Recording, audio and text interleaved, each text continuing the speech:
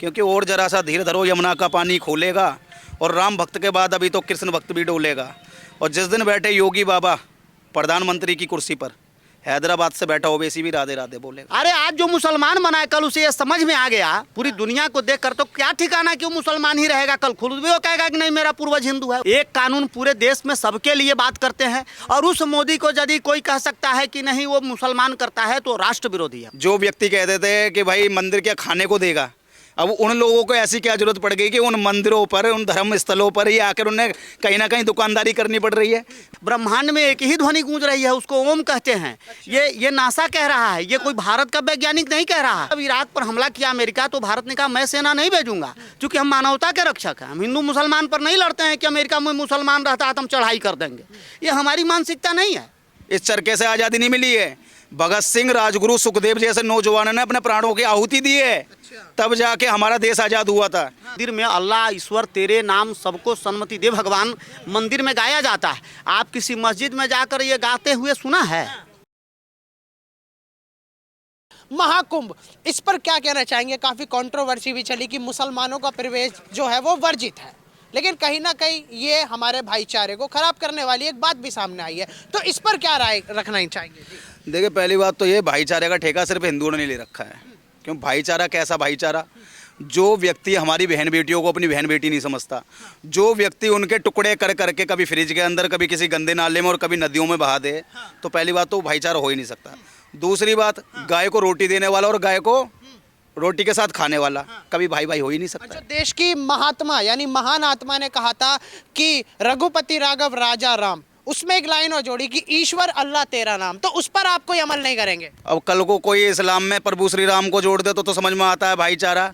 कोई 2 टक्के का आदमी ईश्वर अल्लाह तेरा नाम ले कह के जा रहा है, तो इस बात को हम क्यों माने भाई? हमें पता नहीं है भाई भाई क्या होता है। एक चीज आप मुझे बताइए, हम भाई को आजादी दिलाने वाला आदमी 2 टके का क्या? भाई चरखे से आज़ादी नहीं आई, कितने बार मैं बताऊं, इस चरखे से आज़ादी नहीं मिली है। भगत सिंह, राजगुरु, सुखदेव जैसे नौजवानों ने अपने प्राणों की आहुति दी है, तब जाके हमारा देश आज़ाद हुआ था। ऐसे दया जो लोग कहते हैं ना कि चरखा चलाने से आज़ादी मिली है, तो अगर चरखा चलाने से आज़ादी मिलती ना, तो भगत सिंह, राजगुरु, सुखदेव जैसे लोगों को कहीं ना कहीं क्रांतिकारी सोच इस देश में लाने की जरूरत नहीं पड़ती। फिर तो तुम इंदिरा गांधी को भी फिर एक तरीके से फ्रीडम फाइटर नहीं मानते होगे। और बात करें चाहे राजीव गांधी की, जिन्होंने देश के लिए अपनी जान दे दी, मतलब जो देश के लिए जान दे दी वो आपकी नज़र में जीरो है? भैया, कांग्रेस के नेताओं ने अपनी कुर्सी के लिए प्राणों की आहुति दी है। अगर कोई व्यक्ति यूँ कहता हो कि देश के लिए दी है, तो मैं कतई बर्दाश्त नहीं करूँगा। अगर देश के लिए उन्होंने कहीं ना कहीं प्राणों की आहुति दी होती, तो आप मुझे एक चीज़ बताइए, 100 से ज़्यादा बार जिस ये संविधान की बात करते हैं उस संविधान का शोषण करते हैं ये लोग। कम से कम 100 से ऊपर बार इन लोगों ने छेड़खानी उस संविधान के साथ की, जैसे बाबा साहेब अम्बेडकर के साथ साथ उन लोगों ने बनाया जो आज संविधान की बातें करते हैं। अब संविधान की धज्जियां उड़ाकर ये लोग शासन करते रहे। 1975 में जो इमरजेंसी लगाई गई थी, उस इमरजेंसी की इस देश को ज़रूरत थी? बिल्कुल कतई ज़रूरत नहीं थी। लेकिन जब भी इन्होंने ज़बरदस्ती 1975 में इमरजेंसी को हमारे देश के अंदर थोपा, और आज तक हम थोपते हुए आ रहे हैं। इन्होंने भाईचारा भाईचारा कह कह के हम भाई भाई करते रह गए। इन्होंने हमेशा हमारा चारा बनाया। तो आज ये जब मोहब्बत की बात कर रहे हैं तो हिंदू लोग महाकुंभ पे नफरत क्यों फैला रहे हैं? नफरत फैला रहे हैं भाई, कौन सी नफरत फैला दी? आप एक चीज़ छोटी सी मुझे बताइए, मक्का मदीना मुसलमान जाता है, वहाँ कहीं ना कहीं हिंदुओं को किसी प्रकार की कोई दुकानें लगाने का क्या, या उसके अंदर पूजा पाठ करने का, प्रवेश करने का कोई आज्ञा है? नहीं है ना? तो आप ही मुझे बताइए, हमारा महाकुंभ है, हमारे संत महात्मा वहाँ पहुँचने वाले हैं, कोई मौलाना आके गंगा स्नान थोड़ी ना करेगा? करेगा क्या? नहीं करेगा ना।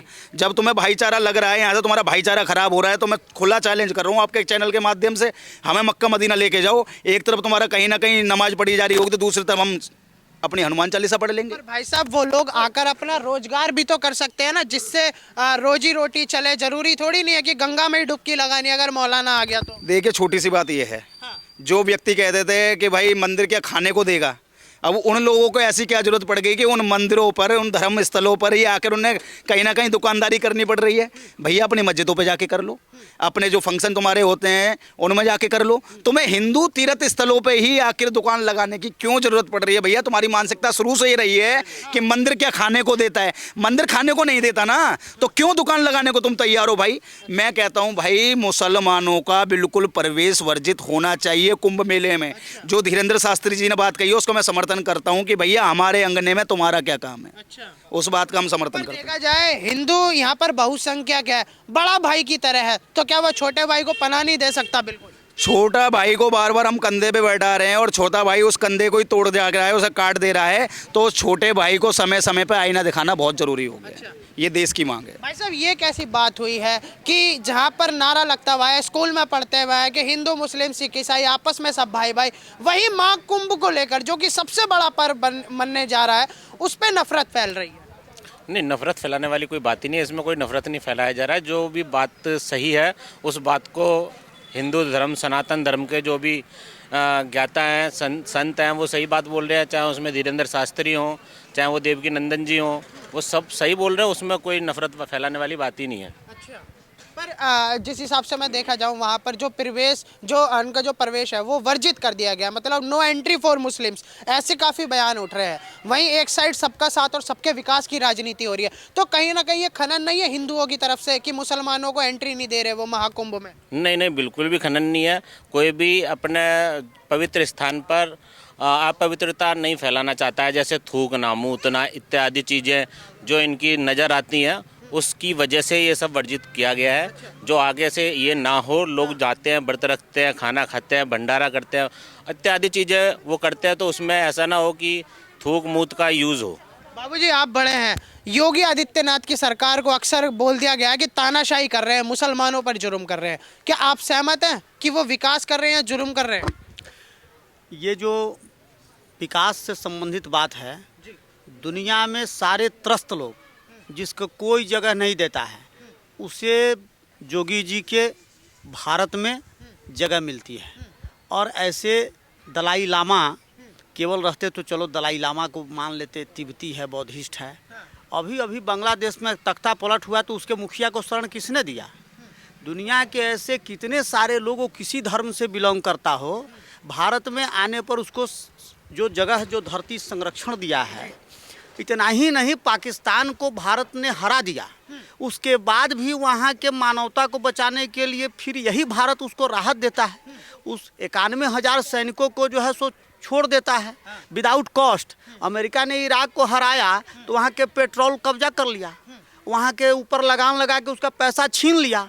जोगी जी यदि किसी को चलना सिखाए, किसी को लैट्रिन जाना सिखाए, जोगी जी कहे कि कहाँ लैट्रिन पेशाब करना चाहिए, पवित्रता से रहना चाहिए, किसी भी धर्म में मान के चलो, मस्जिद में भी यदि कोई जाता है तो हाथ गोड़ धोइए कि न जाता है कि नहीं जाता है।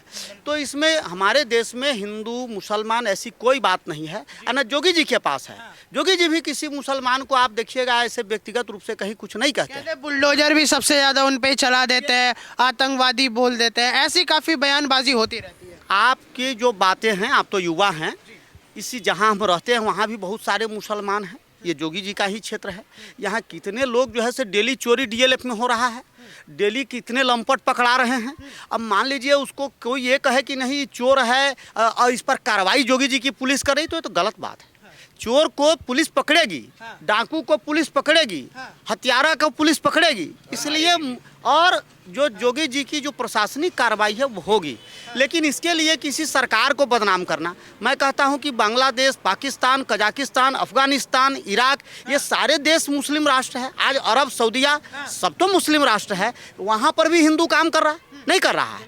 ये विभेद फैलाने वाला, प्रशासनिक काम के विरोध में बोलने वाले लोग, जो समाज विरोधी तत्व है, वो इस प्रकार की बातें करता है। जोगी जी अनुशासन प्रिय लोग हैं। किसी भी जगह आप सुने हैं कि मुसलमान पलायन कर रहा है? आप बताइए, आप सुने हैं? पर कह रहे हैं संभल में तो अत्याचार कर दिया भाई साहब, संभल में तो तानाशाही हो रही है। मैं आपको बता रहा हूं कि किसी भी ऐसे जगह पर जहां पर हिंदू समाज वर्षों से कहीं न कहीं आप एक बात बताइए, मुट्ठी भर लोग इस्लाम के नाम पर इस देश पर आके कोई आतंकवादी हमला करता है, किसी मंदिर को तोड़ के मस्जिद बना देता है, तो ठीक है, वो आज विवाद, आप आज सत्ता आए, कब्जा कर लिए हरबे हथियार के साथ, लेकिन यदि किसी के घर को तोड़िएगा तो उसके कसक रहेगी कि नहीं रहेगी? शताब्दी के बाद ही सही, लेकिन वो कसक निकलेगी। लेकिन कोई मस्जिद बना के कोई इबादत करता है। इसी देश में महात्मा गांधी से लेके जो बड़े बड़े नेता हुआ, उसने मस्जिद में अल्लाह अकबर ईश्वर सब कुछ कहने के लिए स्वीकार दिया। आपने किसी मस्जिद में सुना है, मंदिर में अल्लाह ईश्वर तेरे नाम सबको सन्मति दे भगवान मंदिर में गाया जाता है। आप किसी मस्जिद में जाकर ये गाते हुए सुना है? बोलिए। पर भाई साहब, जहाँ पर बाबूजी एक मिनट, जहाँ पर ये बताया गया कि राम मंदिर का फैसले को भी आज तक वो लोग नहीं माने हैं क्योंकि कोर्ट ने गलत करा है, वहाँ मूर्ति पहले से ही गाड़ी गई थी, आज भी इस चीज़ का रिग्रेट है। तो क्या ये बाबरी के साथ गलत नहीं मानते आप? देखिए, पहली बात तो ये है, ये देश संतों का रहा है। यहाँ नदियों को पूजा जाता है, पत्थरों को पूजा जाता है, और यहाँ एक संगम है ना, वो हिंदुत्व को अपने आप बयान करता है। पर संगम तो गंगा जमुना की जो तहजीब है, जो भाईचारा है, वो भी तो हो सकती है। गंगा जमुना की तहजीब किस लिए कही जाती है? एक चीज़ मुझे यूँ तो बताओ, गंगा भी हिंदुओं की, यमुना भी गंगा हिंदुओं की, फिर वो तहजीब कहाँ रह गई? कोई मुसलमान किसी नदी की पूजा करता है क्या? पूजन्य मानता है क्या?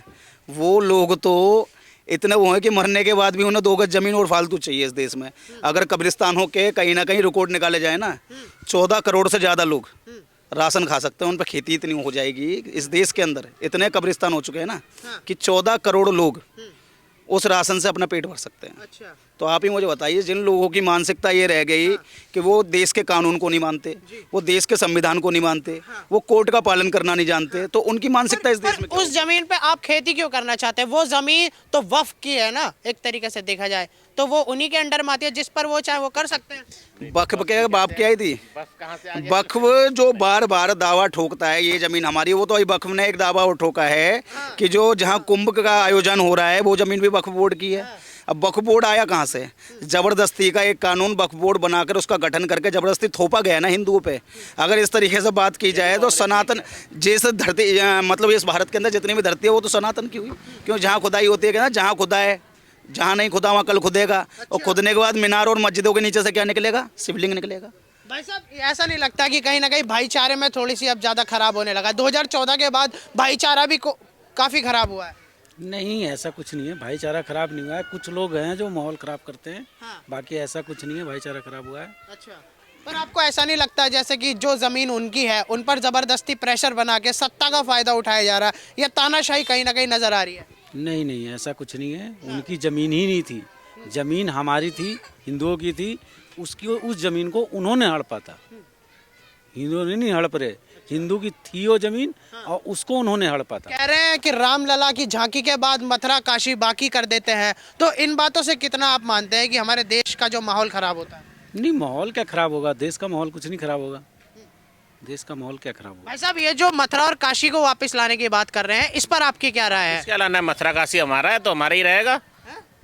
मथुरा में कृष्ण जी का जन्म हुआ, उसमें कोई अल्लाह आया तो मुझे बताओ। पर ज्ञान व्यापी वो तो मस्जिद है, वो तो पहले से ही मस्जिद है। ज्ञानवापी मंदिर था, उसको मस्जिद बनाया इन्होंने। अकबर के टाइम पे उसको मस्जिद बनाया, वो था तो मंदिर। अब उसको शिवलिंग को वो कहते हैं कि वो फाउंटेन है, उनके कहने से फाउंटेन थोड़ी हो जाएगा। वो फुहारा है, असली में ही फुहारा है। वो बताते हैं वजू खाने का फुहारा है। अरे वजू खाना तो आपने बनाया ना, हमारे लिए तो वो शिवलिंग है। छोटी सी चीज़ ये है कि इस देश के अंदर अगर इतिहास को हम पढ़ेंगे कौरवों और पांडवों को, तो पांडवों ने कौरवों से क्या मांगा था? 5 गांव मांगे थे। उसी प्रकार से हिंदुओं ने हमेशा कांग्रेस सरकार से क्या मांगा था? काशी, मथुरा और अयोध्या। नहीं दिया।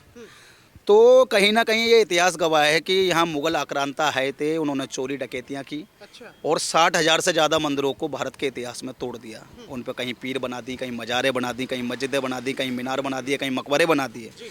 और आज उनकी खुदाई होके जब निकल के आ रहा है कि सत्य सनातन वाकई में सत्य है, और जो हमसे 60,000 से ज़्यादा मंदिर छीने गए थे, आज मोदी सरकार कहती है कि हम वो सारा वर्चस्व वापस लेकर आएंगे और इस देश को हिंदू राष्ट्र घोषित करेंगे।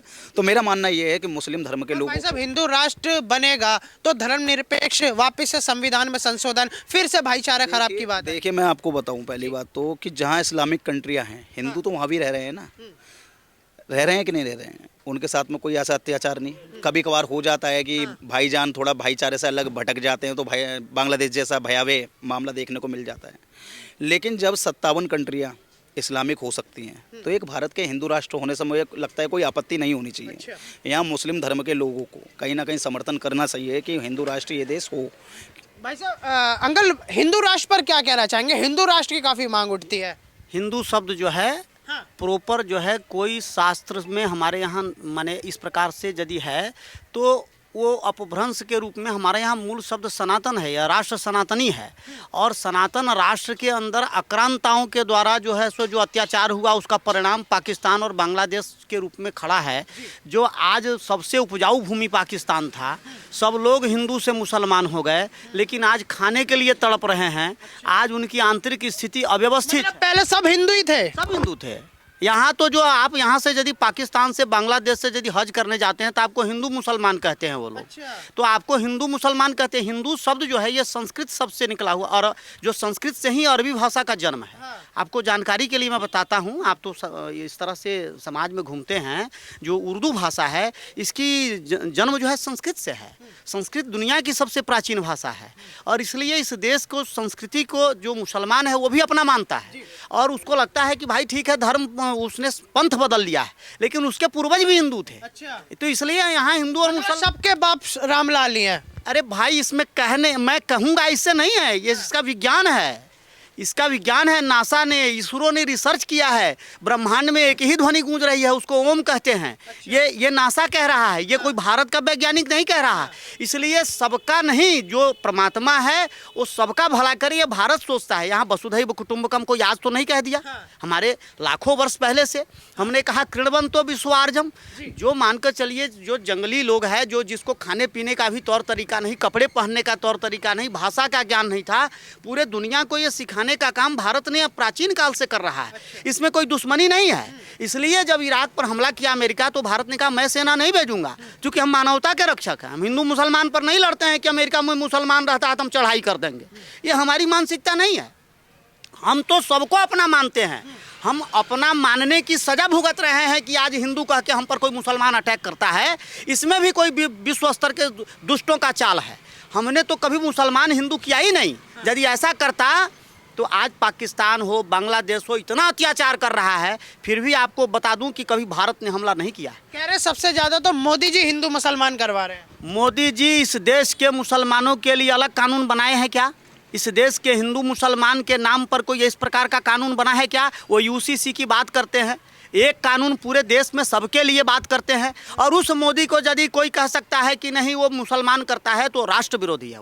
वो कहीं ना कहीं भारत विरोधी है। वो भारत के संपन्नता से जो है ईर्ष्या करता है। वो इसलिए कहीं ना कहीं आप जैसे युवा को प्रश्न करते समय इसका ध्यान रखना है कि जो भी प्रश्न आप करिए उसमें रचनात्मक प्रश्न होना चाहिए। आप जो भी प्रश्न पूछ रहे हैं लोगों से, एक बात बताइए, मैं आपसे पूछता हूँ, आपका घर कोई तोड़ देगा, क्या आप उसको क्या कहेंगे?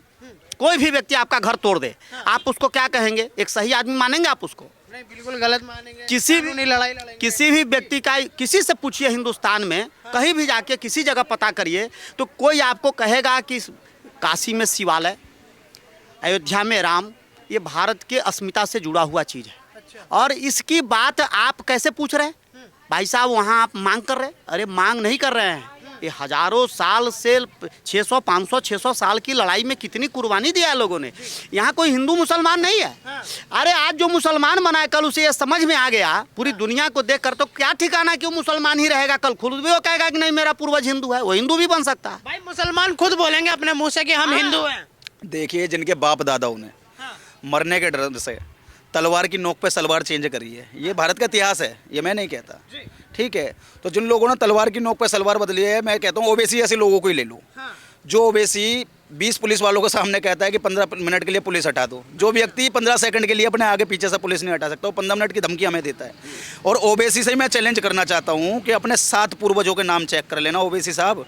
अगर कोई ना तुम्हारा भी पूर्वज प्रभु श्री राम के नाम पे निकल जाए तो कह देना, बात रही। वो तो प्रधानमंत्री के घर के नीचे मस्जिद का दावा कर रहे थे, ओवैसी आपको पता होगा। देखिए, ओबीसी कुछ भी कर सकते हैं। ओबीसी साहब हैं, ये दंगाइयों को आजकल फ्री में टिकट भी बांट रहे हैं दिल्ली के अंदर, चाहे वो ताहिर हुसैन हो, चाहे वो शाहरुख पठान हो, और ना जाने कितने दंगाइयों को पूरी विधानसभा में आजकल टिकट बांटने का कार्य बहुत जोरों शोरों पे कर रखा है। और कुछ दिनों बाद यहाँ पर ये आएंगे। लेकिन मैं बता दूँ, ओवैसी साहब जब दिल्ली आप आओगे ना, गर्मी वाली राजनीति होगी। लेकिन योगी बाबा के लिए, क्योंकि सोच समझ के बोलना जो भी बोलना, क्योंकि बाबा योगी पता है कौन है? क्योंकि और जरा सा धीरे धरो यमुना का पानी खोलेगा, और राम भक्त के बाद अभी तो कृष्ण भक्त भी डोलेगा। और जिस दिन बैठे योगी बाबा प्रधानमंत्री की कुर्सी पर, हैदराबाद से बैठा ओवैसी भी राधे राधे बोलेगा। क्या बात कर रहे हो भाई साहब? बिल्कुल भाई, तो इसलिए ओवैसी साहब से बस इतना कहना है कि जो भी बोले सोच समझ के बोलना, कहीं ऐसा ना हो कि योगी साहब उत्तर प्रदेश पहुंचे और तुम हैदराबाद पहुंचो और तुम्हारे हैदराबाद पहुंचने से पहले बाबा का बुलडोजर हैदराबाद ना पहुंच जाए। तो भाई साहब, ये जो महाकुंभ की जो शुरुआत हुई है, अब यही क्या हिंदू राष्ट्र की भी शुरुआत इसको मान सकते हैं? क्योंकि जिस हिसाब से भगवा में माहौल है पूरी तरीके से, और दिल्ली में चुनाव का भी माहौल है, तो कहीं ना कहीं जो लग रहा है कि भगवा में ज्यादा, तो यही हिंदू राष्ट्र है क्या? देखिए, मैं आपको बता दूं कि विचार अब आप देखिए, धीरेंद्र शास्त्री जी ने एक आवाज़ उठाई हिंदू राष्ट्र के लिए, और उसके लिए जन समर्थन ऐसा हुआ कि जन सैलाब हो गया। धीरेंद्र शास्त्री जी ने दूसरी बात कह दी कि अगली यात्रा वृंदावन से दिल्ली के अंदर रहेगी। दूसरी तरफ हमारे देवकीनंदन ठाकुर जी महाराज ने पूरा मोर्चा संभाल रखा है सनातन बोर्ड के लिए। तो मतलब देखा जाए तो हिंदू राष्ट्र की घोषणा जल्दी होने वाली है। बहुत जल्द, आप थोड़ा सा इंतजार भाई कीजिए। साहब, सहमत है हिंदू राष्ट्र? बिल्कुल बिल्कुल सहमत हैं और जल्दी घोषणा होएगी और होनी भी चाहिए। ठीक है, तो जैसा कि आप लोगों ने देखा, ये थी हमारे हिंदुस्तान के आवाम की खुद की जुबानी महाकुंभ को लेकर, और बाकी इसी तरह खबर को मेरे साथ देखने के लिए बने रहिएगा TNN वर्ल्ड पर।